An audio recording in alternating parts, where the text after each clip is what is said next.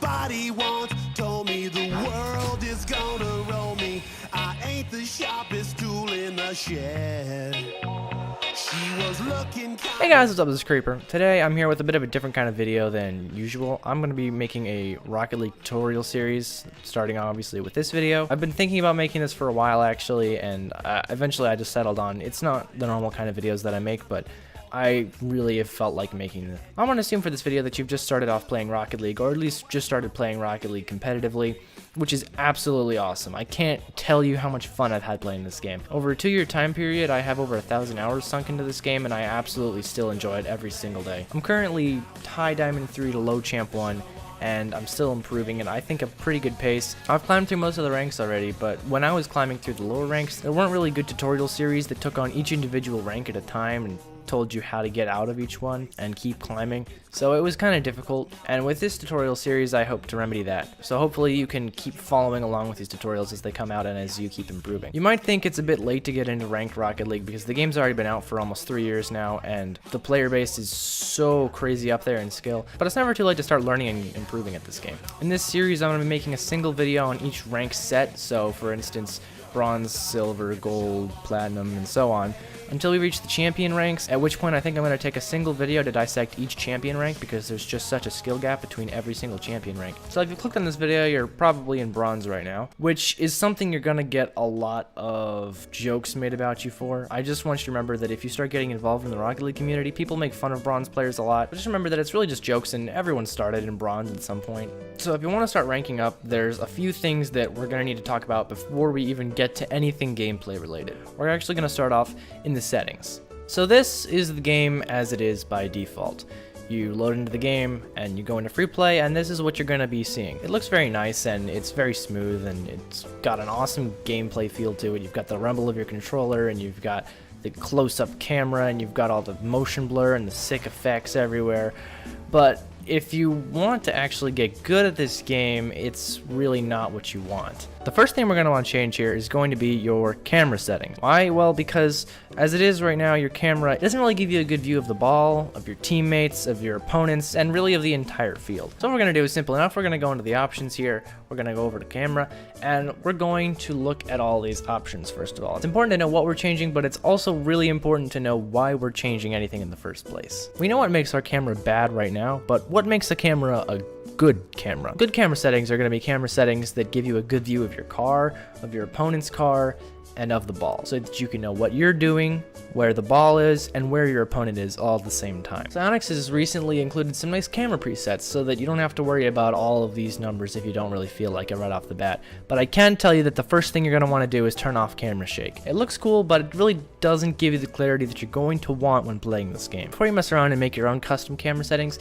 you might actually find that either the balanced or wide angle camera settings are going to work just fine for you, and if that works, then you know, go for it. However, what's probably going to end up happening is you're going to find out that neither of these camera settings are quite as good as your own custom camera settings could be. These are my own custom camera settings. I find that they give me a good balance of everything, but it is important to remember that you're probably going to end up changing your camera settings a lot. As you're focusing on improving different parts of your game, you're probably going to want to change your camera up so that you can really see the game through different perspective. I'll include a link to a spreadsheet in the description with some of the most popular camera settings used by pros. Since they're used by actual literal professionals, you can probably bet that they're going to be pretty good. Next thing we're going to want to do is actually move over to the interface, because I can't stand having my UI this big personally. For me, again, you might want your interface absolutely ginormous, but I'm going to turn this down to about 73%.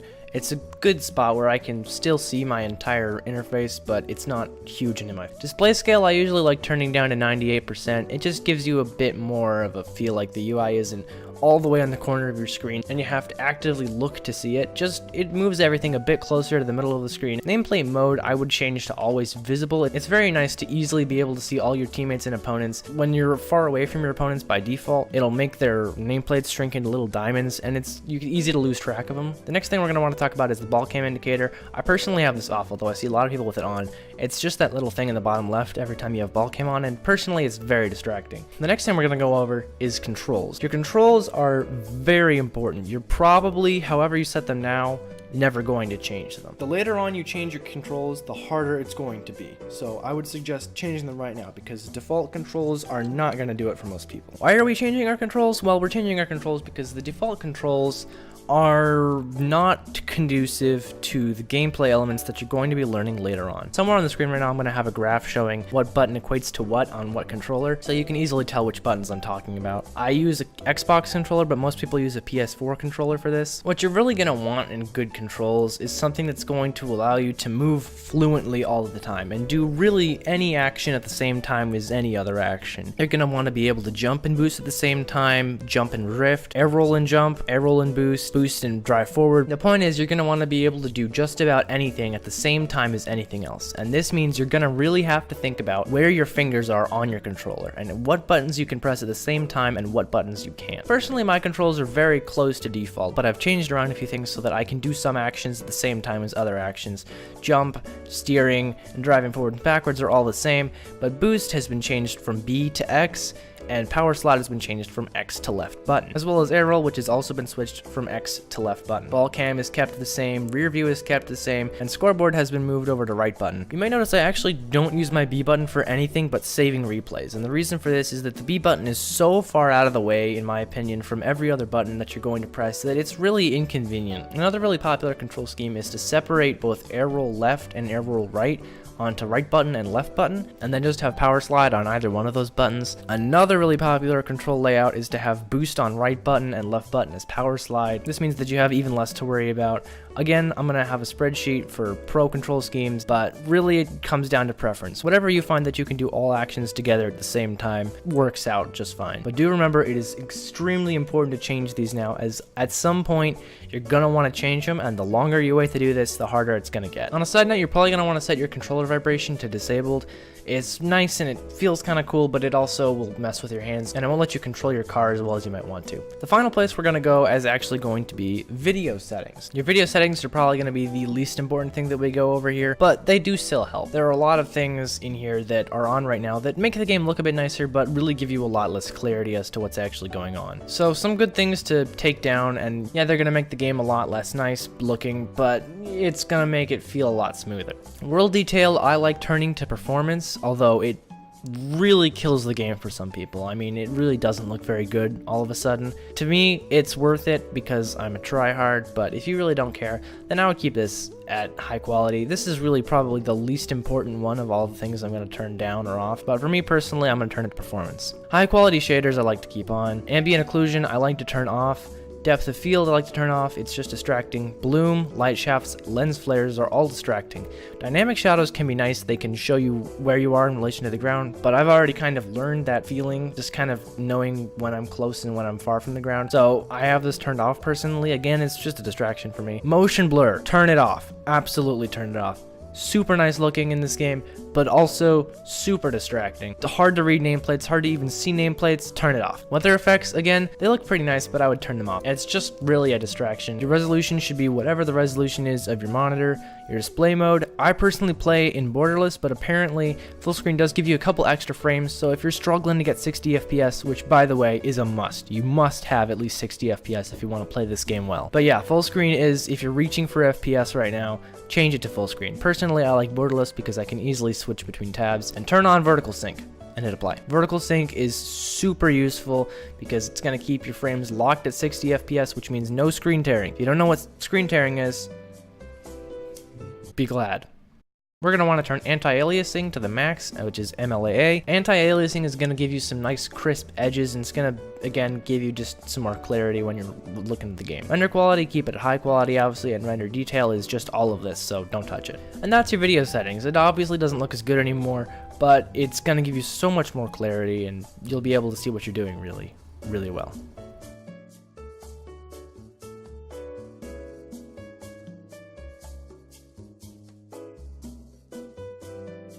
So now we're going to get into the different things about how you're actually going to play the game. The first thing we're going to talk about is your mechanics. Right now your mechanics probably aren't very good. You probably have issues hitting the ball, like at all, which is completely normal, but it is important to start improving that now.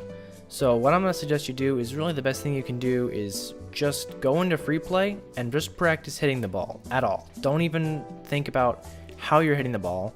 Just practice getting contact with the ball, because at first it's really difficult to get contact with the ball at all, and it's something that you're going to need to improve on. Again, everyone learns at their own pace, but it shouldn't take you that long to be able to hit the ball pretty well most times. And when I say most times, I mean when it's rolling along the ground. Don't worry about it when it's, up in the air. You don't have to worry about that yet. Just make sure that you can hit the ball. The next thing we're going to talk about, mechanics really aren't that big of a part of bronze, so we're already moving on from mechanics. We're going to be moving on to the final section of this guide now, which is going to be decision making, and it's probably the most important one, because you can honestly get very high in ranks with really mediocre mechanics, but if your decision making is really good, then it won't matter. The decision making, or the types of decisions you're going to make in every single rank, are going to be different. In bronze, your teammates, let's face it, they're going to ball chase. You can't stop them from ball chasing. No matter what you say, no matter what you do, your teammates in bronze will ball chase. And that's okay. It's bronze. Everyone's just having fun and hitting a ball around. But you want to get out of bronze. So to get out of it, what you're going to need to do is just live with your teammates ball chasing. The way you're going to get around this is play all-time defense. You will never, ever, in higher skilled lobbies, ever want to play all-time defense. Once you get past, I'd say silver, you're never going to have to play all-time defense ever again. But in bronze, you're going to have to do it. This is where practicing hitting the ball comes into play, because while I'm not telling you to just sit and net the entire game, I am telling you that you need to be closer to the net than all of your teammates. They're probably not going to care about saving the ball and more about just hitting the ball, which means that sometimes the ball is going to go in the other team's net and sometimes it's going to go in your net. Your only thing that you can do about this is try and make sure that it doesn't go in your net all the time. So position yourself so that you are able to make saves. Even if maybe you can't always hit the ball super well, you're gonna want to be in a spot where you can get a hit on the ball away from your net. The way that you're gonna want to position around your net is going to be on the back post. Now, what is the back post? The post is whatever post is farther away from the ball. So right now the ball is coming at me from this side. This right here is the back post because the ball is coming from this side. You're going to want to be positioned, first of all, facing out of your net. You don't want to be positioned as a goalie facing like this, because you are very liable to own goal. The best way to position in a net to clear away from the net is going to be facing out of the net. Not necessarily way back here looking like this. You're going to want to be up here, but you're going to want to be facing out of the net. If you're facing into the net like this, on the side of the net, what you're going to do is you're going to go trying to hit a ball clear, and you're accidentally going to own goal it. You're not always going to want to be facing directly towards the ball. In fact, oftentimes you won't be, which is something we're going to learn about later called shadowing. But in bronze, really, you should always be facing this way. You're never going to want to shadow because no one in bronze knows how to dribble anyways. Again, I'm not saying you have to sit in net the entire game, and really you shouldn't, but remember that while your teammates are ball chasing, you don't want to get in their space. Make sure your teammates have space. So again, this doesn't mean you can never approach the ball because they will be ball chasing most of the time. Just think about maybe when your teammate gets a hit on the ball. Can I go for the ball now? Yes, I can go for the ball now. If no one else is going for the ball, then go for it. None of your teammates, that is. Now that is going to be a pretty rare occurrence in bronze. Most players are always going to be going towards the ball. But if you really feel like you've got a good opportunity to go for the ball and none of your teammates are going for it and you can beat the other team to it, then go for it. Also, make sure you're not hitting it towards your own net. But the basic point of this is you're going to want to be playing defense more than you're going to want to be playing offense in bronze. You're also not going to want to crowd your teammates. You're going to find a lot of teammates bumping each other, and you can avoid this if you stay away from your teammates. It's going to become very natural and easy to you to give your teammates space, and your teammates will start giving you space as you keep ranking up. But in bronze, your teammates don't really care about your space. That's about it. There's not much more to tell you about bronze. Bronze shouldn't be that difficult to get out of. But if you can't, remember, it's important to remember that everyone has their own pace. Some people reach diamond by like 500 hours, and some people reach diamond by 1,000 hours. It really depends on how you play and how often and whatever, you know. It's nothing, there's nothing wrong about ranking up a little bit slower than everyone else. That's gonna do it for this tutorial though. I don't know when the next one will come out, but make sure to subscribe so that you don't miss the next tutorial. I also make other kinds of videos. Just tell me in the comments what you thought of this video, what you think I could do better. Thanks for watching.